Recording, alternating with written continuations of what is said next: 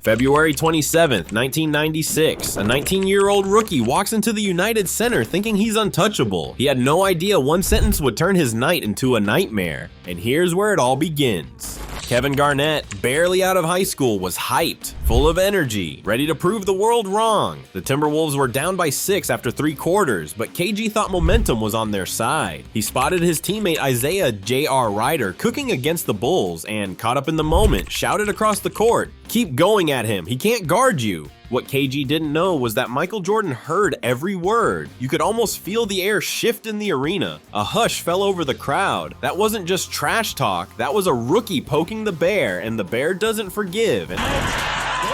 And here's where it gets wild. The 1996 Chicago Bulls weren't just a team, they were a global phenomenon. People didn't just watch them play basketball, they watched them redefine it. Their record at that point, 50 wins, 6 losses. Insane, and Michael Jordan, fresh off his baseball hiatus, wasn't rusty for a second. He was leading the league in scoring, reminding everyone why he was the best in the world. But he wasn't alone. Scottie Pippen was at the peak of his powers, running the floor, locking down defenders, and Dennis Rodman, the Bulls' newest wild card, was grabbing boards like a man possessed. Together, they weren't just good, they were unstoppable. Now enter the Minnesota Timberwolves, a 1638 team with a young rookie phenom, Kevin Garnett, and his sidekick, Isaiah Rider. On paper, nobody expected them to compete. But tonight, it wasn't just a game, it was a chance for the Wolves to test themselves against basketball royalty, even if the odds were stacked impossibly against them.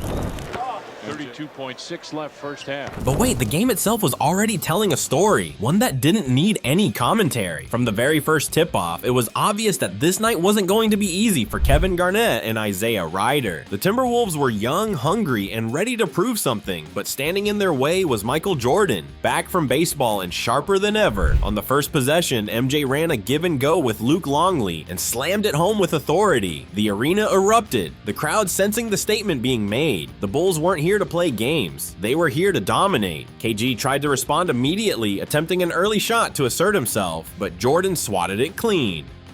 It wasn't just a block, it was a message, a reminder that the rookie was stepping into the lion's den. Jordan's dominance extended beyond highlight plays. Mid-range jumpers were automatic, fadeaways fell like clockwork, but Garnett wasn't intimidated. Pulling up off the dribble from the post, a move uncommon for big men at the time, he showed flashes of brilliance and reminded everyone he belonged on the court. Then came a bold psychological play. MJ stole the ball and ignored a traveling call, making it clear he was in full control. Every move, every glance said, "I see you, rookie. You're not getting past me." It was more than basketball. It was mental warfare, a lesson in presence and authority that only Michael Jordan could deliver. Meanwhile, Isaiah Rider refused to back down. Fearless, attacking Jordan head-on, scoring tough buckets against the league's greatest, he made it clear the Wolves weren't going to roll over. But MJ wasn't just scoring, he was orchestrating, making the right reads, dishing precise passes to Scottie Pippen, Dennis Rodman, and even Steve Kerr. Every possession had intention, every play had purpose. The Bulls were asserting control, but the Timberwolves showed sparks of resistance. The energy in the United Center crackled with tension as the rookie duo and the legends of Chicago clashed in a battle that went beyond points. It was pride, willpower, and raw competitive fire. Chicago comes out for 3 and hits. And here's where things started to get interesting.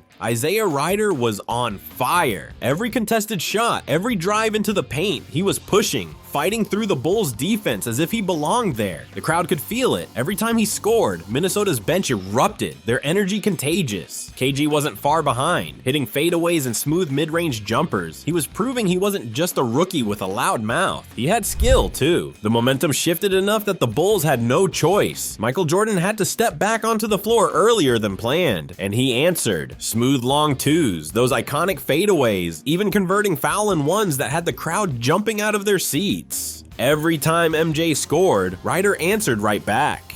It became a chess match of wills, a battle of confidence. By halftime, the impossible had happened. The Timberwolves, a team with a 16-38 record, were only down 3 points against the greatest team on the planet. Everyone in the arena could feel the tension. This was no ordinary game.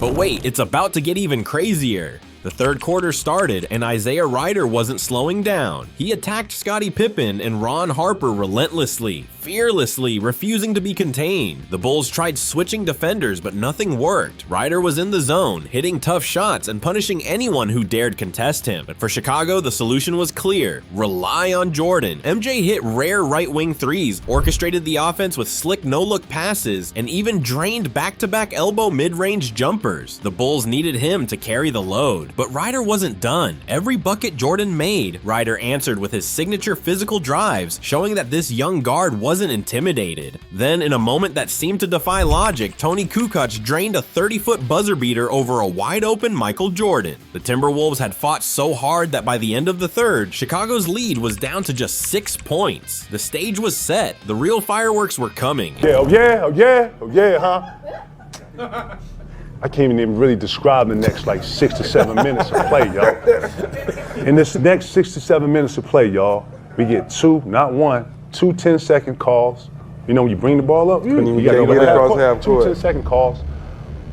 We down 25 now. It was just at 2. Mike had 18. He had like 40 now. JR, myself, we ain't scored in like about 4 minutes. And I subbed like 3 of the starters. Like, it's just finally flipped. And here's where everything went sideways for KG. Kevin Garnett was caught up in the heat of the moment, hyping Isaiah Ryder louder than anyone should ever hype a teammate in earshot of Michael Jordan. He yelled it like he owned the court. "Keep killing that mother..." Not realizing, of course, that the man he was talking about had ears like radar. MJ froze for a second, hands on his hips, legs locked, staring KG down as he had just committed a cardinal sin. What followed was a nightmare KG would never forget. He described it later as 6 or 7 minutes of pure hell. Minnesota tried to keep its composure, but mistakes piled up. 2 10-second violations, confusion on defense, and suddenly the Wolves' lead evaporated. A game that was close became a rout. Jordan's scoring exploded, from 18 points to nearly 40 in what felt like a heartbeat. J.R. Ryder, seeing KG flustered, reminded him quietly, "I told you to shut up." It was a harsh, humbling lesson. In the NBA, some players aren't just good, they're untouchable, and Michael Jordan was untouchable in every way. And hits again. But wait, the carnage was just beginning. The fourth quarter opened and Michael Jordan wasn't playing. He was hunting. Back-to-back fouls got him to the line, but he wasn't stopping there. He grabbed rebounds, ran the floor, and drained a top-of-the-key 3 like it was nothing. The Wolves called a timeout, hoping to regroup, but the fire had already been lit. MJ turned his focus squarely on KG. Fadeaways over Garnett, circus shots in the paint, give-and-go passes with Pippen that left defenders frozen. This wasn't basketball anymore. This was a personal message. Never talk to me like that again. The entire quarter became a spectacle of MJ's dominance versus the rookie who had dared to open his mouth. The Timberwolves collapsed under the weight of it, and by the end of the quarter, the Bulls had ballooned their lead to 21 points. Every play, every bucket, every assist was a reminder that crossing Michael Jordan came at a steep, unforgettable price. And just like that, Michael Jordan closed the night on his terms. He finished with 35 points, most of them in that furious fourth quarter, a masterclass in taking over a game.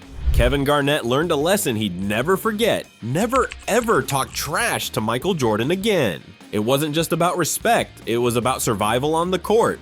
Some players you can push, intimidate, or outplay, but MJ wasn't one of them. The Bulls went on to win the 1996 NBA championship, beginning the second three-peat that cemented their dynasty. Meanwhile, KG wouldn't see the finals until 2008, long after Jordan had retired and the league had moved on. That night, though, reminded everyone watching exactly who owned the NBA in the 90s. Jordan's dominance wasn't just talent, it was psychological warfare, skill, and sheer will, all rolled into one unstoppable force. The Wolves fought valiantly, but crossing Michael Jordan came at a cost, a lesson that would echo through KG's entire career. So what's your take? Is this your favorite Michael Jordan trash talk story, or do you have another that tops it? Drop your pick in the comments below. We want to hear your stories.